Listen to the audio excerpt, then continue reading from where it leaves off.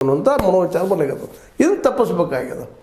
ಅದರಲ್ಲೂ ನಮ್ಮ ರೈತರು, ಬಡ ರೈತರಿಗೆ ಕೇವಲ ಸಾಲ ಕೊಡೋದಷ್ಟಲ್ಲ, ಜೊತೆಗೆ ಅವ್ರಿಗೆ ಏನಪ್ಪ ಅಂತಂದ್ರೆ ಈಗ ನಾವು ಸಾಕಷ್ಟು ಚರ್ಚೆನೂ ಮಾಡಿದ್ದದ, ಈ ರೈತ ಎಲ್ಲಿ ಸೋಲ್ತಾ ಇದ್ದಾನಪ್ಪ, ಅವ್ನು ಬೆಳೆದ್ರಲ್ಲಿ ಸೋಲ್ತಾ ಇಲ್ಲ ರೀ. ಯಾಕಂದ್ರೆ ಹಸಿರು ಕ್ರಾಂತಿ ನಂತರ ವಿಶೇಷವಾಗಿ ನೀರು ಇತ್ತಪ್ಪ ಅಂದ್ರೆ, ಗೊಬ್ಬರ ಇತ್ತಂದ್ರೆ ಎಲ್ಲರೂ ಬದುಕ್ತಾ ಇದ್ದಾರೆ.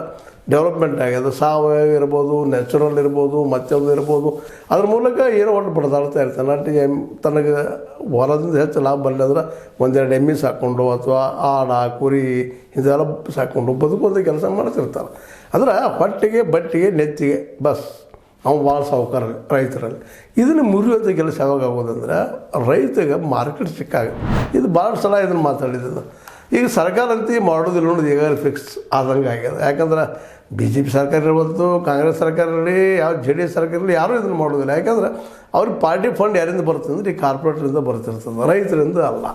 ಯಾಕಂದ್ರೆ ಸಿಕ್ಕಾಪಟ್ಟೆ ಲಾಭ ಮಾಡ್ಕೊಳ್ತಿರ್ತಾರೆ ಕಾರ್ಪೊರೇಟ್ಗಳು. ಅದ್ರಾಗ ಒಂದಿಷ್ಟು ನಾಳೆ ನಮ್ಮ ಕಂಪ್ನಿ ದಿವಾಳಿ ಇದ್ದಿದ್ದಪ್ಪ ಅಂತೇಳಿಸಿಂದ ರಿಟರ್ನ್ ಅಪ್ ಮಾಡಿಸ್ಕೊಂಡು ಆ ದುಡ್ಡು ಹೊಡ್ಕೊಂಡು ಹೋಗಿಬಿಡ್ತಾರೆ. ಅದ್ರಾಗ ಅರ್ಧ ಸರ್ಕಾರಗಳಿಗೆ ಅಥವಾ ಪಾರ್ಟಿ ಫಂಡ ಮತ್ತು ಏನಿದು ಮೂರು ಕೇಳಬೇಡೋದು ಕಾನೂನು ಮಾಡ್ಕೊಂಡಾದ್ರೆ ಪಾರ್ಟಿ ಫಂಡಿದ್ದ ನಂತರ ಮತ್ತೇನೋ ಗುದ್ದಾಡಿ ಮಣ್ಣಿದ್ದ ಟೈಮ್ದಾಗ ಸ್ವಲ್ಪ ಎಲ್ಲ ಪ್ರೆಷರ್ ಅದಾಗ ಒಂದಿಷ್ಟೇನೋ ದುಡ್ಡು ಯಾವ ರೀತಿ ಬರ್ತಿತ್ತು ಅನ್ನೋದು ಗೊತ್ತಾಗ್ಯದ. ಆ ಮಾತು ಬೇರೆ.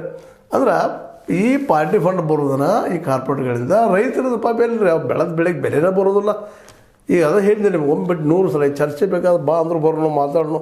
ಎಷ್ಟು ಲಾಭ ಆಗ್ತೈತಪ್ಪ, ಒಂದು ಟನ್ನಿಗೆ ಎಷ್ಟು ಖರ್ಚು ಬರ್ತೈತಿ, ಅದನ್ನು ವಾಸ್ತವ ಕೂತು ರೈತನ ಮುಂದಿಟ್ಟು ಕೂತು ಮಾತಾಡ್ಬೇಕಾಗಿತ್ತು. ಅದು ಯಾಕಂದ್ರೆ ನೀವು ಕೊಡೋದು 2,500-3,000 ರೂಪಾಯಿ ಒಂದು ಟನ್ನಿಗೆ, ಅಲ್ಲಿ ಬರ್ತದೆ 4,000-4,500 ರೂಪಾಯಿ ಖರ್ಚು ಬರ್ತದೆ. ಈ 1,000 ರೂಪಾಯಿ ಡೆಫಿಸಿಟ್ ಯಾರು ತುಂಬಿಸೋರ?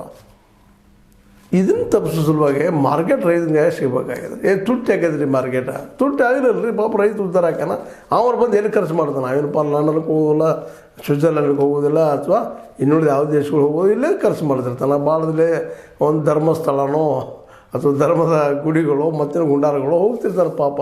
ಒಂದು ನೆಮ್ಮದಿ ಸಿಗಲಪ್ಪ ನಮಗಂತೇಳಿ ಅಂತ ಒಬ್ಬ ರೈತಗೆ ಲಾಭ ಮಾಡಿಕೊಡುವಂಥ ಒಂದು ಉದ್ದೇಶದಿಂದ ಸಾಲ ತೊಗೊಳ್ತಾನೆ, ಸಾಲ ಮುಟ್ಟಿಸ್ತಾನೆ, ಬಡ್ಡಿ ಕೊಡ್ತಾನೆ. ಈಗ 36,000 ಕೋಟಿ 40,000 ಕೋಟಿ ನೀವು ಹೇಳ್ತಾ ಇರ್ತಾರೆ.